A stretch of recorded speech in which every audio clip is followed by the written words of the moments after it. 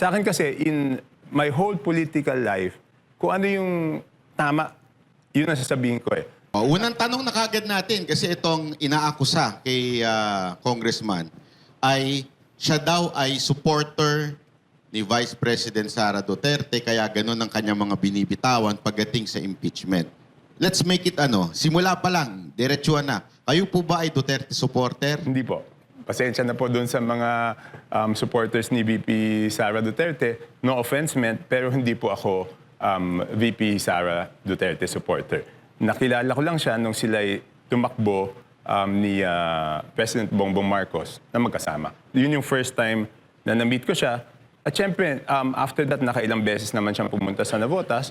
So, nagkikita kami. Pero, syempre, nung nagkaaway na sila, hindi na siya pumunta doon. I think 2-3 times siya pumunta doon.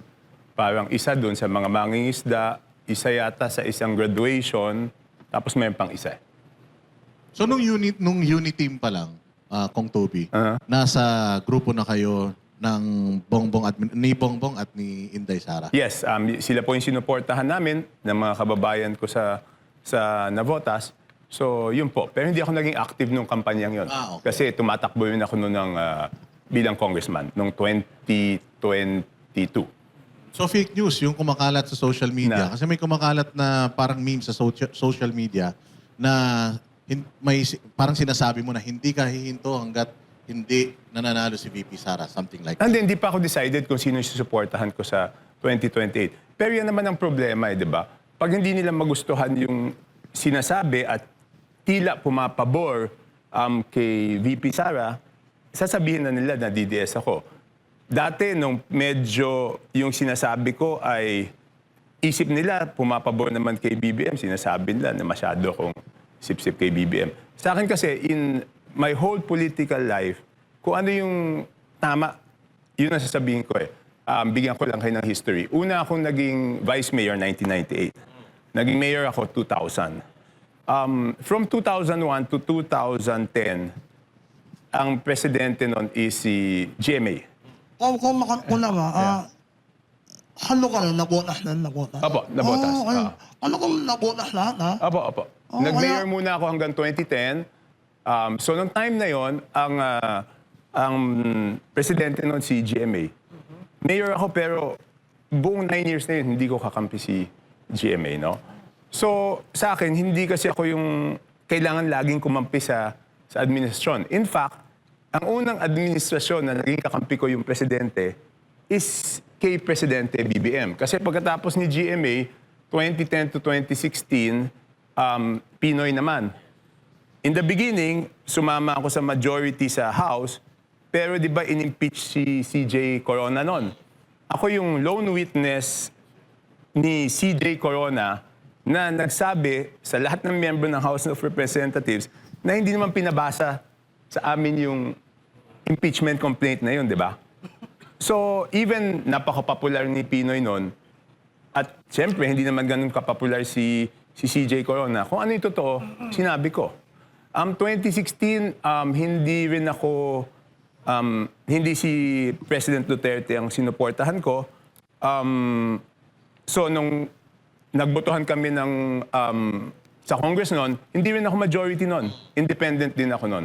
So, sa akin, kung alin yung tama, doon ako pupunta. Minsan nga, yung tama, hindi nga siya popular. Pero ang prinsipyo ko kasi is, what is right will always be right, even if it is unpopular now. Kasi later on, mapapatunayan naman na tama ka. Hindi mo lang alam kung 1 taon, 2 taon, 5 taon. Pero yun lang ang prinsipyo ko eh. So, kaya hindi ako yung papalit-palit ng pag ito presidente, kakampihan ko yon. Pag ito presidente, kakampihan ko. Pag ito presidente, kakampihan ko. Hindi ko kailangan sumipsip eh. Kasi kung maayos yung presidente, susuportahan ko siya sa mga programa. Kung sa tingin kong hindi ayos, pwede naman akong pumuna. Yung una kasing ginagawa ko is, pupuna ako eh. Ang problema dito kasi ngayon, parang iniisip nila, pag may pinuna ka, kalaban ka kaagad eh. Hindi naman siguro dapat ganun eh, di ba? Maganda yung sinabi nyo, Kong, na doon ka sa tama. Opo. Pero may binanggit ka, Kong, na sa interview nyo na magbibigay si BP Sara ng 1 million bawat isang tao. Hindi, wala akong sinabi. 1 million % na hindi siya maaareglo. Hindi, okay, Ayun. okay. Okay. So hindi siya maareglo. Ibig bang sabihin, unang tanong po, kung yung kumakalaban sa kanya, kailangan ng areglo. Okay. Second na question ko, dahil nasabi nyo na hindi kayo pro Sara, parang hindi kayo anti, doon kayo sa tama, diretsuhin ko na rin yung tanong. Kayo po ba, kung Toby, pro-BBM o anti-BBM? Hindi, sinuportahan ko si BBM. In fact, full disclosure, yung wife ko kasi pinsang buo ni BBM eh. Kaya unang presidente na naging kakampi ko is si BBM. Kaya lang, pinupuna ko. Siyempre, pag hindi ako agree, sinasabi ko, no? So, balik tayo doon. Balik tayo doon sa sinasabi ko na 100% hindi papaareglo. Hindi ko alam ba't galit na galit doon yung sila. Logic yun eh. Siguro hindi sila lumalabas ng kanilang opisina. Ako kasi mahilig ako makipagkwentuhan sa mga tao, mahilig ako makipagkwentuhan doon sa mga sa kanto-kanto. Ito naman sentimiento ng tao, eh, ba? Okay, paano ba tayo umabot doon sa sinasabi kong 1 million %? Unang-una, in-interview ako ng House Media. Tinatanong nila ako tungkol doon sa impeachment. Okay? So sabi ko, may mga nag-file yan na naniniwala ako na gusto nila accountability. Sabi mo, Akbayan, Makabayan, sina Kiko D, yan, accountability. Ngayon, hanggang ngayon kasi, wala pang napapanagot na big fish. Diba? Wala pang napapanagot na big fish. So pag nakikipagkwentuhan ako sa mga tao, ang sinasabi sa akin, kung wala na yata mangyayari dito sa skandalo, doon sa pinakamagalaking skandalo, siguro sa susunod na administrasyon na sila makakapag. Yan ang sinasabi sa akin ng mga tao. So ano yung logic doon? Kung ang iniisip ng mga tao na wala nang mangyayari sa administrasyon na to, alangan naman iniisip ng tao yung susuportahan ng administrasyon na presidente ang mapapanagot sa mga may kasalanan. Natural, yung line of thinking na yon, ang ibig sabihin nun, yung hindi kakampi ng administrasyon, yun ang magpapanagot nun. Sino ba yung number 1 na hindi kakampi ng administrasyon? Si VP Sara. So doon ko sinabi yung 1 million %. It's just out of usap ko sa tao, tsaka out of logic. Una yan. Pangalawa, alam naman natin, sabi ko mga may nag-file dyan na, siguro, prinsipyo talaga. Pero sa likod nun, yung mga hindi pa pinapanagot sa flood control scam, siguradong ayaw nila si VP Sara. So bakit nila ayaw si VP Sara? The reason na ayaw nila si VP Sara is because mapapanagot sila. So ano yung nanggigigil sila doon sa sinasabi ko? Yun naman yung reason, di ba? Bakit ba nila ayaw? Is because mapapanagot sila. Kung sila makalusot dito, doon, hindi sila makakalusot. Correct. Di ba? So, Common sense naman yun Ibig sabihin nyo, Kong Toby, logic po yun. Pero hindi... Based sa mga... Ano ibig sabihin ng mga tao pag sinabi nilang wala na mangyayari dito sa ilalim na administrasyon na to? Tapos sinasabi nila, siguro sa susunod na presidente lang yan. Di ba?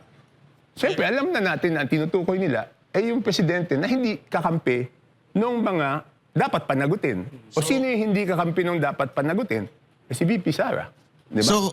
So kung naniniwala kayo na hindi kayang panagutin ni Marcos itong mga kasamahan ninyo sa Congress? Alam mo, nung una talagang naniniwala ako eh. Because nakwento ko na yung conversation namin nung tatlo, di ba? So pinagalitan niya, number 1 yun. Number 2, kaya ako nabuhayan ng loob because sinabi niya doon sa SONA, di ba, na mahiya kayo. Obvious naman ang sinasabihan ng mahiya kayo, yung mga nahandun, hindi naman yung mga nanonood, di ba? Sino ba yung sinasabihan nun? Pero ang tagal na eh, di ba? Wala pa ring big fish hanggang ngayon eh. So nakakainip na. Hindi nyo po ba naisip na doon sa time na sinasabi ninyo, kayo po nagkwento na pinagalitan Oo. ni Marcos si Romualdez? Oo. So may alam si Marcos sa nakawang nagaganap.